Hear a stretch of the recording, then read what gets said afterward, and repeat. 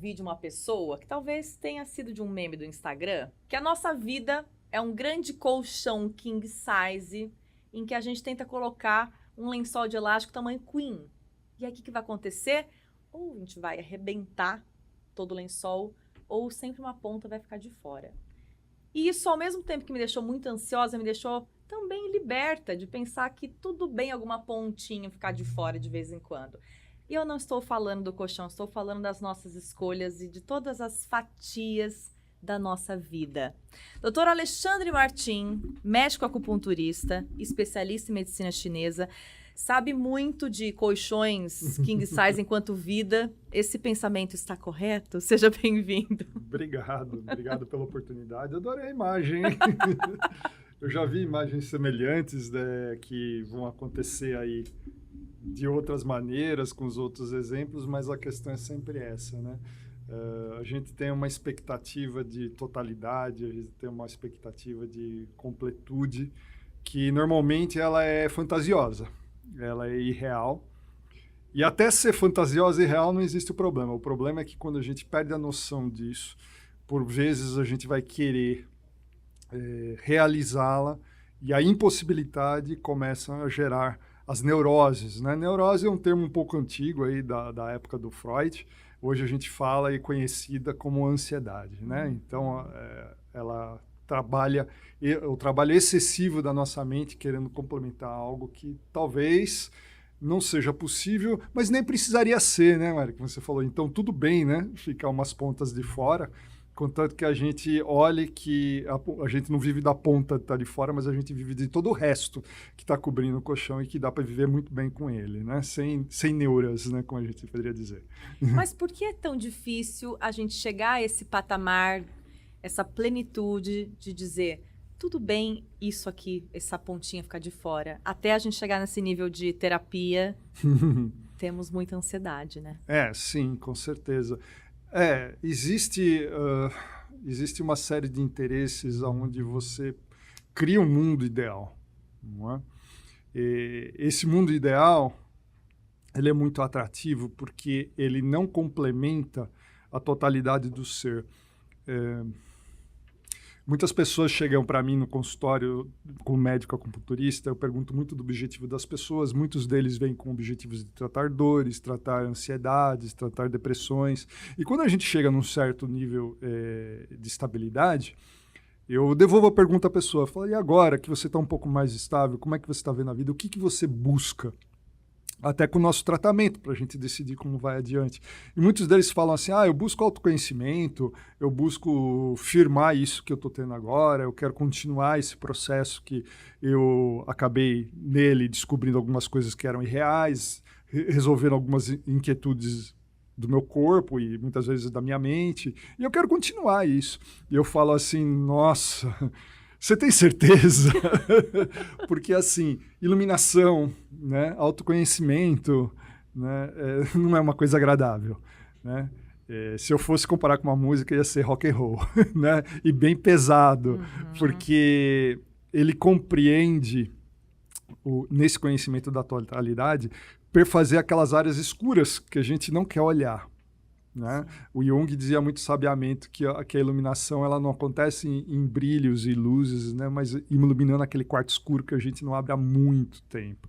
E a gente não o visita porque dentro dele existem tabus, existem medos que justamente talvez a gente não queira cobrir com o lençol essa parte, porque acredita-se que é uma parte muito feia que existe dentro de cada um. No entanto, esses professores e também grandes mestres do passado, que foram esses que levaram a montar a filosofia, que hoje é base da medicina chinesa e de muitas outras linhas de conduta mental, que caminham para a iluminação, para o autoconhecimento, para o equilíbrio do ser como um todo, esses seres garantiram que essa parte é, na realidade, a nossa maior força. A nossa humanidade é o nosso grande superpoder, né? Nós somos seres muito peculiares, Mari. Nós somos seres que conseguimos ter dentro de nós luz e sombra, não é? E a gente tem que ver que, apesar disso, em alguns momentos, que enquanto desequilibrado é muito feio e talvez até perigoso, né? Tem a sua graça também, quando a gente consegue equilibrar e aceitar. Mas até lá é mais fácil eu falar do que eu fazer. Eu me incluo, né, nesse grêmio. Mas é muito bom fazer parte desse processo de outras pessoas, né? É muito gratificante ver esse processo. Mas eu continuo falando para as pessoas, você tem certeza do que você está me pedindo? Que é um caminho, Porque assim, essa abertura vai esclarecer muita coisa, mas também vai levar a muitas dúvidas e muitos questionamentos daquilo que a gente acha que está perfeito e não é. Né? Mas no final das contas a gente aprende a aceitar tudo muito melhor, né? E a pressão diminui muito e, é claro, as ansiedades, depressões, né? Neuroses e psicoses, vamos usar os termos mais clássicos também, podem ser aliviados muito com esse processo. Doutor, enquanto você está falando, eu estou aqui elaborando uma seguinte pergunta. Será esse um dos motivos possíveis pelos quais é tão desafiador cuidar da saúde mental? Porque o caminho vai exigir que você olhe para o seu espelho e por isso é mais fácil ir deixando para depois, fazendo escolhas tóxicas, né? Sendo abusivo com o próprio corpo. Sim. Porque dói? Sim. Olhar para si? Sim, é complicado, não é? A pessoa, é difícil aceitar-se, compreender-se, né? Quando você fala de uma maneira assim ideológica, distante, é um tanto insípido, né? É um tanto inodoro, quer dizer, não tem gosto, não tem cheiro, porque a gente está falando num nível muito ideal. Mas quando a gente chega perto das pessoas, por exemplo, cada um chega perto de si mesmo, vê que tem aquelas coisas que, nossa, eu poderia ter escolhido diferente, poderia ter pensado diferente, ou até naquelas coisas que você não poderia ter escolhido, mas que não foram tão produtivas, você poderia ter aceitado melhor, poderia ter seguido adiante, poderia ter pegado. Então, assim, ao você ter contato com isso, tem que se desenvolver um senso muito grande de perdão, auto-perdão, né? Eu me refiro ao auto-perdão, daquelas coisas que, olha, talvez não tenha sido tão bom, não é? Mas, olha, também eu não tenho capacidade de julgar se foi bom ou se não foi. O fato é que eu cheguei até aqui e agora eu tenho que pegar isso e ir adiante. Então, isso é muito difícil, é desafiador, né? E também para o terapeuta. E quando eu falo terapeuta, aí eu vou englobar toda a classe de profissionais da saúde que são dedicados a esse aspecto da saúde do ser humano, que hoje em dia é muito fragilizada por conta da própria informação, a própria modernidade, rede social, né? A informação é muito rápida, né? E barata, e talvez não de muita qualidade. Então, nós, terapeutas, né? Como uma amiga terapeuta que eu tenho falou muito sabiamente, somos terapeutas feridos, né? Nós somos terapeutas machucados. Nós também temos que nos tratar, né? O máximo possível, porque ninguém é perfeito, né? Para poder ajudar os outros. E muitas vezes o nosso processo de tratamento dos outros acaba por a gente olhar o próprio umbigo. Sim. Né? Então, na realidade, é um trabalho colaborativo, né? Tem consulta e contra-consulta. Quer dizer, eu trato a pessoa, mas por vezes, ao tratá-la, estou me tratando também. E eu tenho que estar disposto. Disposto a isso e consciente também das minhas limitações. Por isso que esse tipo de tratamento, por isso que esse tipo de abordagem, ser multiprofissional, sobre múltiplos ângulos, é muito produtivo.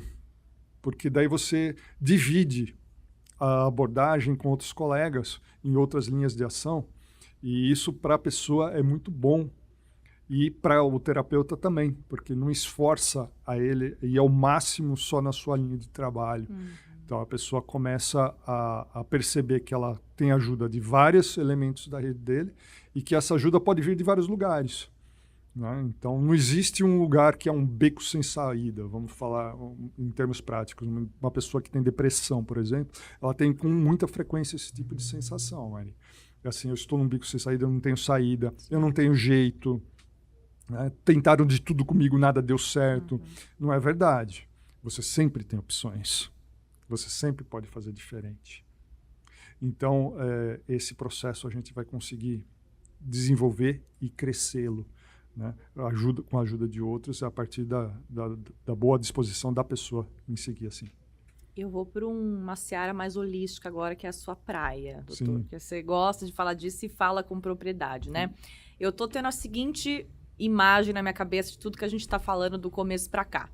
Imagina aquele indivíduo que tá diante daquela pizza, né? Eu costumo usar essa imagem, né? Uma pizza cheia de fatias, então eu tenho que lidar com carreira profissional, minha família, minha saúde física, minha saúde mental, eu tenho que também, enfim, um monte de coisa, né? Espiritualidade, aí Isso. cada um coloca ali, né? Como que a sua roda vai girar. Sim. Ao pensar em tudo que eu tenho que fazer, eu fico ansioso e fico deprimido. Ao ficar ansioso e deprimido, eu não vou conseguir fazer nada porque eu vou paralisar. Isso. E eu vou baixar a minha vibração. Isso. Como é que funciona isso a partir daí? Estou estagnada nessa ansiedade, nesta angústia de ter que dar conta de tudo. Como Sim. que isso energeticamente flui no meu corpo? Isso. Eu vejo bem como eu entendo que você falou das várias áreas da vida e veja que você colocou uma reação muito interessante que é muito frequente de acontecer. Eu vejo isso tudo, eu tenho uma ansiedade e eu fico deprimido, né? Então, na realidade, mostra aí um problema, o não lidar com a emoção. Emoção, a palavra emoção, esse E da palavra emoção é o mesmo E do E exterior, do evocação, é um E de colocar para fora. Emoção tem a ver com a noção de movimento. Então, a emoção é algo que põe o movimento para fora, né? E põe a pessoa em movimento. Então, o processo emocional, que ele está atrelado, então nós temos energeticamente falando, nós temos um corpo emocional. Essas emoções que nós temos, elas não são puramente produto da nossa mente, mas elas são elementos astrais mesmo, eles são manifestos no nosso campo energético, que nos acompanha, alguns chamam isso de aura, ok? Então, e esse campo, ele é capaz de interagir com outros campos e trocar informação com eles, né? Isso que eu estou falando já era observado em tradições que tinham capacidade de manipulação energética, por exemplo, a medicina chinesa é uma dessas, que faz esse tipo de manipulação por vários métodos, que seja respiração, massagem, agulha, enfim, né? Mas isso é vaticinado por alguns estudos mais modernos que você vai procurar e encontrar no campo da física quântica, que é essa transmissão de informação através de campos energéticos mais sutis, que não são perceptíveis com os 5 sentidos, mas que eles podem ser manipulados. Então essas emoções, elas estão aí e elas estão presentes, elas podem ser sentidas, mas elas têm uma função. A função dela é alavancar o indivíduo para que ele tenha movimento. E daí o que você falou, esse indivíduo viu toda uma totalidade. Ele viu que a cama dele era super queen, super king, e o lençol dele era de solteiro. E aí, né? Daí ele teve uma emoção muito grande, porque ele tem uma expectativa de atingir algo, e o corpo dele emocional evoca algo para ele falar assim, não, você vai lutar, você vai conseguir. Só que ele olha a realidade e ele fala assim, do grande, jeito, né? que eu quero fazer, eu não vou conseguir, por mais que eu lute. E daí ele entra em depressão. A depressão, a queda, né? Pressão, e esse de decrescer, né? Ele vai pegar essa energia e vai drená-la, porque ele não a suporta. Tá. É uma energia muito grande que ele não vai conseguir dar uma vazão. Isso daí está sobrecarregando o corpo dele. O corpo etéreo, mas que, ou seja, o corpo vibracional, mas que logo vai se refletir no corpo físico dele também. E ele vai deixar de ser uma pessoa comum para ser meu cliente. Como vai procurar um médico, ele fala, doutor, meu pescoço dói, meus ombros doem, né? Eu tenho falta de ar. Aí o corpo já começa a emitir os sinais. Porque esse tipo de informação está sendo transmitida em vários níveis, várias camadas. Daí eu, como médico contemporâneo, eu falo assim, não, tô com falta de ar, vamos fazer uma prova de função pulmonar, vamos bater um raio-x, vamos fazer uma ausculto pulmonar, no ausculto exame clínico, tudo bem, está saturando bem, daí faz a prova de função pulmonar, está funcionando, raio-x, está limpo, que está acontecendo? É subjetivo? É emocional? Então, eu estou pegando os primeiros estágios, não é? De uma doença, né? Mas é uma doença que ela é muito mais mental, ela é muito mais um não lidar das emoções. Que existiam, lembra lá do nosso começo da conversa, que existiam para essa pessoa se mexer e para fazer as coisas dele. Só que daí ele falou assim, oxa, não dá, né? E o que a gente vai fazer? Então, vamos redimensionar. A primeira coisa, lógico, que eu vou fazer circular essa energia. Ao circular essa energia, eu vou fazer com que essa emoção fique mais fluida. Ela não fique tensa e só se libere no dia que ele tiver um lençol super king. Não é esse o objetivo. Faz o que você pode. Não se concentra no que você não tem. Concentra no que você tem. O que você tem? Eu tenho um lençol solteiro. Vamos cobrir o solteiro. Quantas pessoas você é? Uma. Então solteiro dá. Né? Então, quando eu redimensiono isso, eu dou uma autorização, ele vai ter uma permissão para aquela emoção dele andar.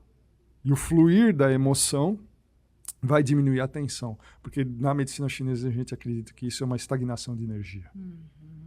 E ao fluir essa energia, muitos desses sintomas dele, doutor, parece que agora me aliviou. Eu só coloquei a mesma energia dele, que estava em depressão, de novo em movimento. Essa é uma parte holística de um jeito de se ver, né? E de tratar uma ansiedade.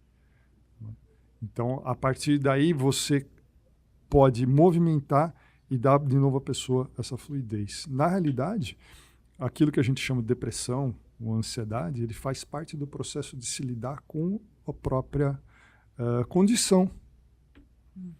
E isso é comum a todo ser humano. Não é? Como uma semente que é lançada, tem semente que cai numa terra mais fértil. Outras caem na pedra, outras caem no meio de um espinheiro. Nenhuma está bem, nenhuma está ruim. Cada uma tem o seu desafio, até quem cai na terra fértil. E esse exemplo não é meu, é do Bert Hellinger, que fala de constelação familiar, de inteligência sistêmica. Né? Aquele que nasce num terreno fértil, ele tem para si o desafio de ser maior. Ele colocou para si. Não precisaria. Mas ele colocou para si, então ele vai ter toda uma rama emocional que está ali fisiologicamente para fazer se mexer. E se ele não souber lidar com isso, será ansioso. Por isso que muitas vezes você vê no coloquial, aí o pessoal falando, fala assim, ansiedade é o problema para quem não tem, por exemplo, dinheiro, ou para quem não tem uma condição social, ou para quem não tem educação. Ou para quem não acredita em Deus, né? Associam religião. Isso, ou qualquer outra condição que você possa querer associar, mas na realidade isso é intrínseco do ser humano. Até os seres humanos que não estão contidos numa humanidade, uma civilização moderna, podem sentir isso. Isso é algo emocional. Isso é inerente à nossa condição humana. Isso nos ajuda a nos tranquilizar um pouco, saber que está todo mundo um pouquinho no mesmo barco. Somos todos irmãos realmente nisso daí. Né? Sim. E esses estudos, e isso é comprovado cientificamente. E lidar com isso pode variar, um para outro. Daí você fala assim, é importante ter uma formação educacional, sim, e que contemple esse tipo de situação. Espiritualidade é importante? Importantíssima, e que contemple esse tipo de aspecto. Né? Então, que faça o ser humano entrar em contato consigo mesmo, nas suas próprias energias. Isso é extremamente espiritual, também, na minha opinião. Né? Sim. E tem a ver com a saúde do corpo dele também, não é? Porque isso que enriquece o processo de vida do indivíduo. Tem um ponto muito importante também disso que a gente está falando, né? Que é de sentir essa fluidez, que é o ato de bancar as próprias decisões, de deixar um lado do colchão descoberto sem culpa. Exemplo cotidiano da minha própria rotina. Cheguei em casa com muita coisa para fazer. Isso. E eu olhei para minha louça e disse, eu não vou lavar. Mas quando eu vou pro sofá assistir minha série, porque eu sinto que eu preciso descansar, eu me sinto culpada porque eu devia estar lavando a louça. Isso. E aí, então não adiantou, né? Sim. Mas daí você pode usar e aproveitar essa situação por uma coisa que é muito importante. Se perguntar de onde que veio essa ideia. Pois é. Né? E daí a gente pode entender que talvez essa ideia tenha vindo de uma época onde tínhamos menos condições, não tínhamos máquina de lavar, né? Ou se existia máquina de lavar era um negócio muito caro, inacessível, e daí você vai se reportar que talvez isso venha de uma época onde condições levavam a ter mais escassez e também não existia uma demanda tão grande, né? Eu vou contar então um exemplo do cotidiano aqui de Jundiaí, mas o cotidiano do meu avô, né? A família do meu pai aqui de Jundiaí, né? Contemplando aqui o JJ. E meu avô, ele tinha uma serralheria na Rua Prudente de Moraes, né? E tinha um telefone na serralheria, no serviço dele, não tinha telefone na casa dele, né? E foi um dos primeiros telefones de Jundiaí. Meu pai conta que tinham 2 dígitos, o telefone era tipo 52, entendeu? Hoje eu não sei nem o meu do celular de Isso, cor. que são 9 dígitos, para você ver o número de coisa, do código, né? E a serralheria do meu avô, veja, eu não estou falando de milhares de anos atrás, é só o meu avô, né? 2 dígitos. Então, se você queria falar com o meu avô, ligue em horário comercial, que é quando ele está lá na serralheria, entendeu? E se for depois do almoço, logo depois, umas 2h30, porque ele almoçava em casa, ele ia a pé para fazer isso, e ele tirava um cochilo de uma meia hora antes de voltar para lá. Então você vê que o estilo de vida daquela época, a demanda era diferente da de hoje. Então hoje eu posso me dar o direito de descansar um pouco mais. Eu não preciso seguir as mesmas regras de organização que existia lá. Posso pensar assim. Talvez você fale assim, Alexandre, tem outros aspectos que você poderia pensar, com certeza, mas esse aspecto eu coloquei um aspecto válido. Sim. Né? E ao ter esse aspecto, eu posso falar assim, olha, eu agradeço muito esse tipo de conhecimento que existiu na época do meu avô, na época do meu pai, e ele é de grande valia para organizar as coisas, mas também hoje é uma situação onde eu posso fazer de uma outra maneira, que é válido também. Eu não preciso me sentir culpado porque eu não faço do jeito deles, porque isso daí poderia esconder, inclusive, uma lealdade cega que eu teria ao modus operandi daquela época, que mudou muito. Veja que naquela época o telefone era só lá na serralheria do meu avô. Hoje, no meu bolso, eu tenho um telefone, você tem outro, todo mundo tem um aqui, e eu posso falar com alguém de Nova York, do Japão, a qualquer momento. E veja, muitas vezes de graça. De graça. Sim. Ou o pagamento disso é só o fato de utilizar um certo aplicativo. Na época do meu avô, isso daí era surreal. Falar com outro país, outro estado já era difícil, quiçá outro país. Não é? Então você vê que as realidades são outras. Eu não preciso me condicionar àquilo daquela época. Então é esse conhecimento mais racional, ele pode ser somado à minha ansiedade, que é puramente emocional, para fazer uma alquimia aí e deixar essa emoção fluir bem. Falar assim, não, eu sei da importância de lavar a louça, mas eu tenho lava-louças. Vou deixar acumular e colocar no lava-louças. E vou assistir uma série, e sem culpa, porque eu sei que eu preciso descansar, eu estou virando a minha cabeça. Fiz muito por hoje. Né? Você não percebe que dessa maneira também você vai estar se fitando naquilo que você não fez, a louça que eu não lavei? Sim. Mas por que você não se fita na edição que você fez, na reportagem que você escreveu, no negócio que você fechou, nas contas que você pagou, né? No supermercado que você fez? Todas essas outras áreas da pizza que a gente nem falou aqui, né? Verdade. Que da sua casa, da sua vida profissional, da sua vida relacional, né? Então tudo isso está sendo feito. Você ficou presa na louça. E ainda um ditado, né? Sempre vai ter louça. Enquanto eu tiver vida, vai ter louça. Vai ter louça. Entendeu? E graças a Deus, porque louça é sinal de vida, e vida bem vivida. Nós temos comida para nos nutrir, comemorar e viver melhor ainda. Sim. Um viva a louça. Um viva a louça, né? Que fique lá a louça, né?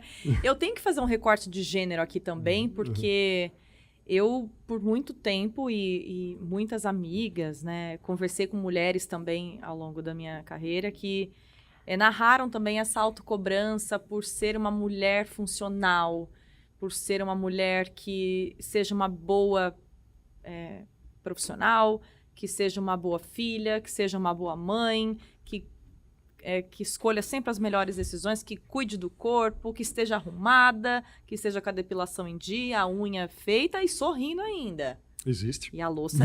Exato. Existe essa?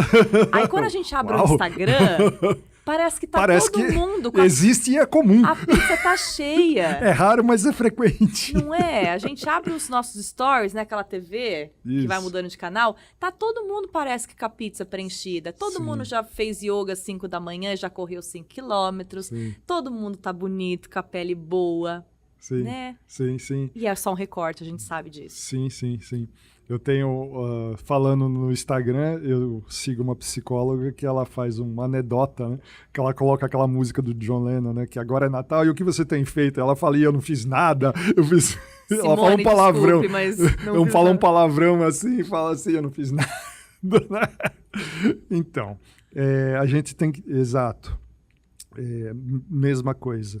Nós estamos usando padrões de antigamente, que tem um elemento de entendimento de corte baseado em fatos reais e tratando informações que são feitas para serem rápidas e volúveis, de pouca sustentação, com os mesmos critérios.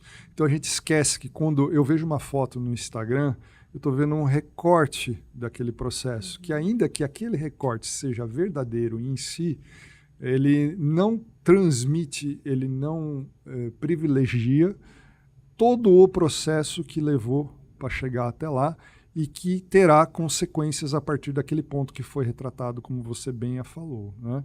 Então, aquele exemplo, fizemos um treino na academia, tiramos uma foto depois do treino. Que bacana, vitorioso, né? Fizemos o proposto, mas não mostra que aquela beleza cheira a suor.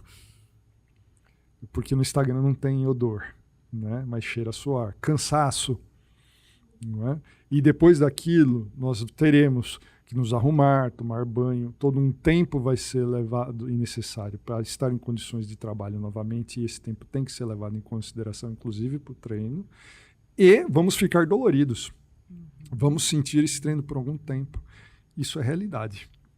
Isso sempre foi assim desde o primeiro homem, né? Esquecer que isso é assim é levar em conta que aquela foto é tudo, como se essas pessoas tivessem sido, né, fantasticamente colocadas ali, como privilegiadas. Então esse é um primeiro ponto, né? Esses recortes, eles têm que ser tratados dessa forma. Eles só são anedotas. Eles não são a realidade completa.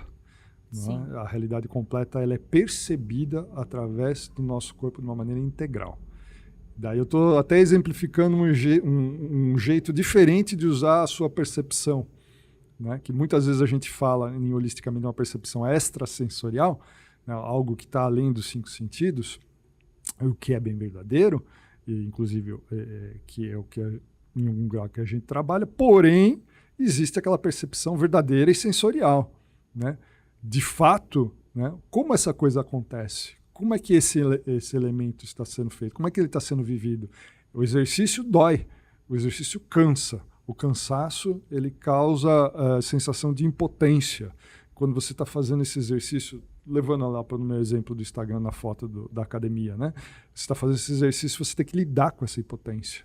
Você vai sentir ela na sua carne, na sua pele. E é importante você não perder esse contato, porque senão fica algo muito imaginário, muito ideal. Sim. Não é? E daí você vai viver de fantasias, vai ficar cada vez mais desconectado com a realidade, que é onde a vida verdadeiramente acontece. E a magia também, né? E o algo diferente, né? Então essa percepção que a gente fala, energética, vibracional, ela não é teórica, não, ela é muito real. E aliás, ela só pode acontecer aqui. O resto do campo do imaginário é só imaginário, né? Então esse é um primeiro aspecto. O outro aspecto que você falou muito bem, mulheres, principalmente isso acontece entre elas, seres fantásticos, né? Falando do gênero feminino, tem uma percepção muito aguçada, uma sensibilidade muito intensa e que por vezes se encontram exigindo demais, Né? Como eu Sim. brinquei, existe isso, a mulher linda, bonita, maravilhosa, inteligente, executiva, de alto sucesso. Mãe, busca as crianças na escola, faz o lanchinho para a criança, corta a carambola em forma de estrelinha para pôr na lancheirinha, entendeu? Tudo isso respondendo no celular. Com a unha feita e o jantar na aplicando panela. na panela, né? O maridão ali, né? Lindo, sarado, tórax de supino. Não, né? Então, você veja que como a gente vai fazendo aqui o clown, né, o imaginário, Sim. como que a gente vai satirizando e mostrando o quão irreal é isso. Né? E querer corresponder a isso é atender a desejos desmedidos. Né? E o Jung falava que uma das formas mais eficazes de enlouquecer uma pessoa é fazer com que ela satisfaça todos os desejos dela. Tá, o gênio da lâmpada na mitologia muçulmana, árabe, que é fantástica também, não é um ser bonzinho. Né? E o que ele faz de graça? Ele dá o que as pessoas pedem. Porque, na realidade, são pessoas que estão desconectadas com a própria essência. E daí os desejos dela também o serão. E as consequências, daí nós estamos falando, de seguir esse tipo de coisa de uma maneira irrestrita, são péssimas. Sim. Né? Na mitologia, nos contos verdadeiros de Gênio, você vai ver que tem sempre uns desastres aí quando a pessoa acontece. Né? Então, esse tipo de situação, e daí quando você não tem, você fica culpada. Mas, de novo, né? Quem passou essa imagem? Por que uma mulher que dedica-se a ser mãe, que é fantástico, mas como eu disse em vários textos e digo para muitas mães, é fantástico, mas não é do jeito que eles falam que deve ser. É fantástico do jeito que você sente. Mas como eu sinto? Não sei, o seu sentir particular. Vamos conectar ao que você sente que é maternidade, que é diferente da família Doriana. Né? Fiz merchandising. Não vão pagar mais, gente. Não, Doriana, licença poética. Poética, né? É diferente disso. Né? A família... Por vezes, ela vai perceber que cada filho é diferente, que ela vai tratar cada filho diferentemente. Tem filho que é muito chegado, tem filho que é um pouco mais distante. E ao ela compreender isso, ela vai estar compreendendo aquele ser que ela deu à luz e que ela está ajudando a educar. De novo, a letra E do educar é a letra E do exterior, quer dizer, colocar para fora, externar o que a pessoa é. Então, para isso, você tem que conhecer a pessoa. E não tentar adequar essa pessoa a um padrão que a gente acha que é, porque vem uma informação de qualquer lugar, Deus sabe de onde, dizendo que ele tem que ser assim, que ele tem que ser assado, e se não for assim, está errado, e se eu não conseguir fazer com isso, eu sou uma boa mãe, eu sou uma má mãe. Né? Então, e também precisa ela, como pessoa, descanso, precisa, como uma profissional, realização, não é? E que pode ser encaixado, proporcionado. Né? Hoje é um momento, meu filho é um bebê, é um momento onde eu vou ter que trabalhar muito com ele, mas eu posso voltar a trabalhar, eu posso fazer isso. E como é que eu vou fazer isso? Tendo a participação da minha família toda, o marido, né? Que ele vai poder fazer, ele vai ter que entrar. E é disso que se constituem famílias. Sim. Desde o início que nós temos, que aliás, enquanto humanos, nossa grande força, né? Eu não diria que, eles falam que a nossa inteligência em nos reunirmos. Talvez essa reunião, essa família seja o núcleo do nosso sucesso. Né? Veja, nossa pele não é grossa, nós não temos presa, nós não temos força.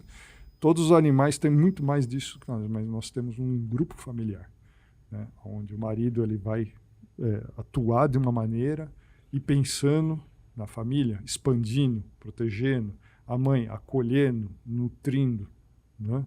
Fazendo os filhos, sempre querendo o melhor para os filhos. Não é? Sim, sem dúvida. Não é? Então, assim, isso... E qual é o melhor? Né? O melhor é aquilo que ela pode dar.